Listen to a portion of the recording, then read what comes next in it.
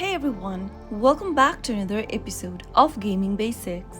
In today's video, I'm gonna show you how to change profile picture on Call of Duty Mobile. Watch the video till the end and don't forget to subscribe to our channel by hitting that subscribe button. Press the notification bell so that you'll never miss another upcoming upload from us. First, open up your Call of Duty Mobile game and make sure that you're logged into your account. Once you're inside this main home page, tap on your profile icon or your username located at the top left. This will open up the player level rewards page. Select Basic from the list located on the left hand side. You'll be able to see your username and your profile picture in the display. Now, tap on your profile avatar located on this page and it'll take you to this pop-up. Select an existing avatar from the options and tap on show.